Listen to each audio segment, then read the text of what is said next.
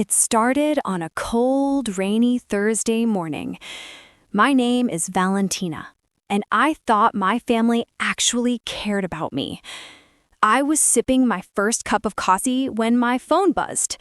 In bright letters, Mom, and then her message. Don't come to the wedding, Valentina. It's better this way. We don't want attention on you. My coffee cup almost slipped from my hand. Attention? On me? What was that supposed to mean? I replied instantly. What do you mean? Why wouldn't I come? The typing dots appeared, disappeared, then appeared again, and finally, her answer. Please don't argue. It's your sister's big day. She deserves peace. You know how people talk when you're around. My heartbeat stopped for a moment. People talk when I'm around? Since when? I called her immediately. No answer. Called again? Declined. I messaged my sister.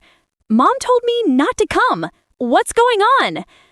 Message seen, but no reply. That's when it hit me. This wasn't a mistake. They planned this. I sat on my couch for hours, stunned, angry, confused. Replay after replay in my head. What tension were they so scared of? Why now? What were they hiding from me? By noon, I made a decision. I grabbed my bag and I drove straight toward my hometown.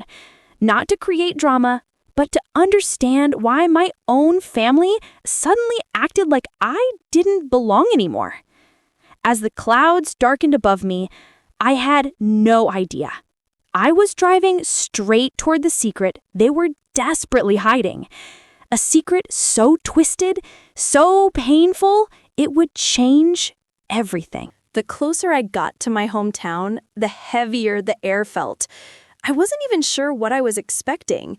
Maybe an apology, maybe an explanation, maybe something that made sense. But when I pulled into town, the first thing I noticed was how quiet everything looked. No decorations, no family cars. Nothing that said a wedding was 2 days away. That's when my phone buzzed. A message from my cousin Emma. Hey, are you coming to town? Just be careful. Things at home are weird. Weird? What did she mean by weird? I called her instantly. She picked up on the first ring. Her voice was shaky. Val, listen, I can't say much. Your mom doesn't want you here. She's been keeping secrets. Big ones. I felt my chest tighten. What secrets, Emma? What is happening? She hesitated and then whispered, just don't trust anything they tell you.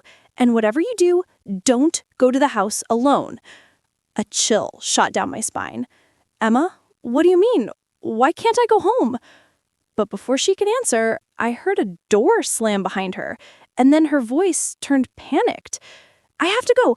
Please, Val, be careful. The call ended abruptly. I sat there in my car, staring at my home street.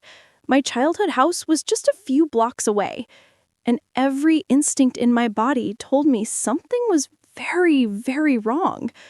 But I had come this far. I needed answers. I needed the truth. So I turned the key and slowly rolled toward the house I once called home. I had no idea that within the next 10 minutes, I would witness something that would make my mother's message finally make sense. Something was waiting for me, and it wasn't a wedding. As I turned onto my old street, something immediately felt off. My family's house, normally bright, busy, loud, looked completely dark. Curtains closed, no cars in the driveway, no signs of wedding preparations at all. I parked across the street, heart racing. Then I saw a light flicker inside. A shadow moved across the hallway. Someone was in there. I stepped out of the car carefully, quietly, and walked toward the house. When I reached the front door, I froze. The welcome mat was flipped. A small detail, but in my family, That only meant one thing. Someone had left in a hurry. I took a deep breath and knocked. No answer.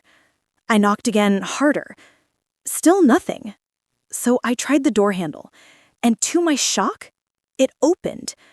I stepped inside slowly, every sound echoing too loudly. The living room was a mess, not wedding prep messy, panic messy.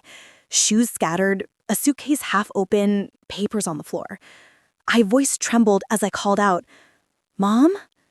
Dad? Is anyone here?" No response, just silence.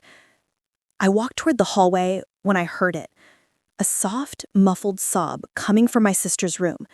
I rushed toward it and pushed the door open. What I saw made me stop cold. My sister, still in pajamas, sitting on the floor, surrounded by makeup wipes, tissues, and a torn wedding binder. Her eyes were red, her hand shaking.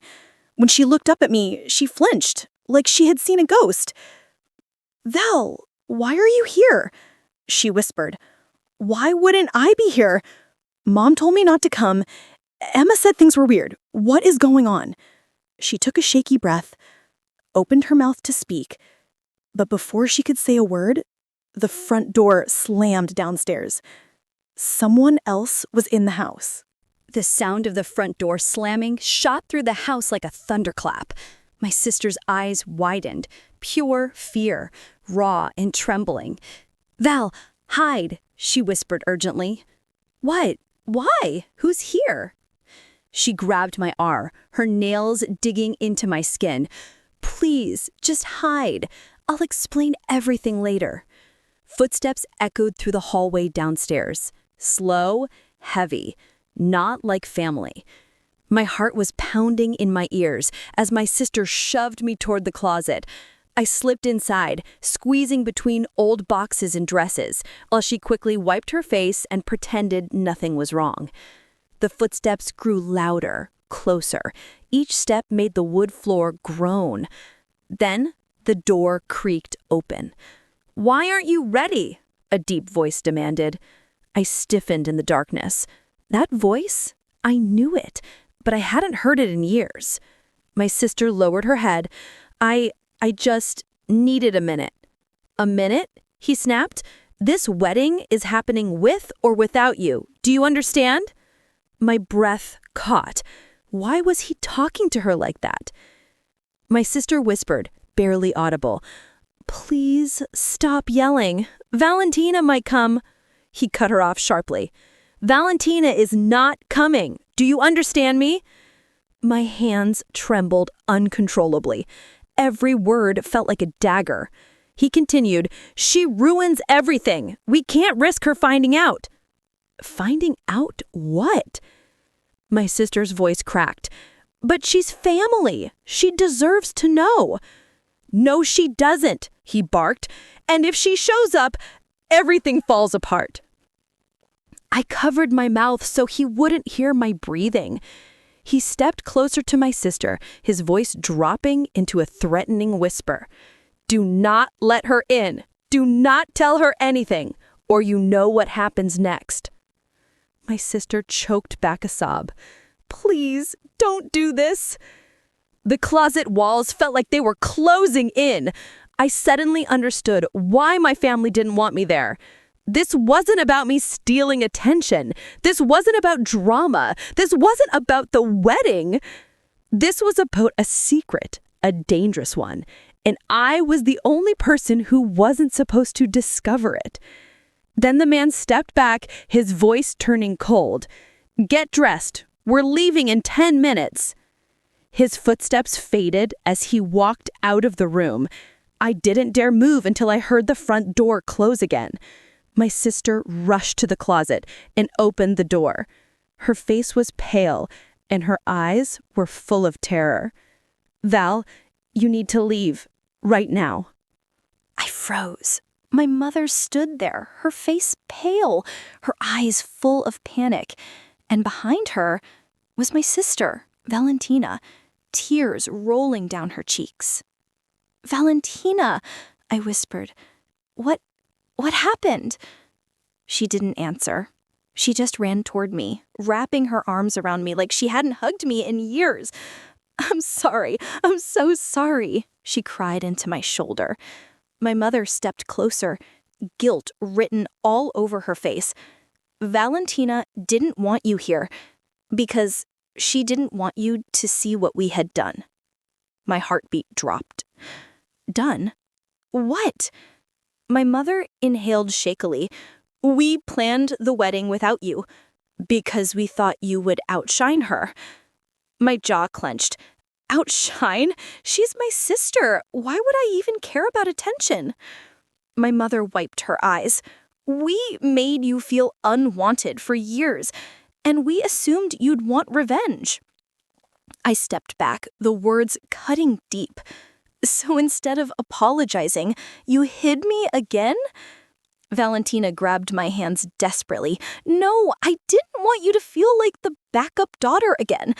She looked at the floor. "I liked the text, the one telling you not to come. But after I hit like, I felt sick. Because it was wrong. I was wrong." Her voice cracked. "I needed you here, but I was scared you wouldn't come." A deep silence settled. Finally, I exhaled. "I came because I still love you. Both of you." My mother covered her mouth, crying softly. Valentina broke down completely. And then slowly, we walked back toward the venue together. As we entered, everyone stared. Whispers spread like wildfire. Valentina lifted her chin. "This is my sister, the one I should have stood by, the one I almost lost." The room fell silent. She turned to me. "Stay, please." I smiled softly. "I'm not going anywhere." And for the first time in years, it felt like I finally had a family again. This was never about the wedding. It was about healing what was broken. And somehow, we did.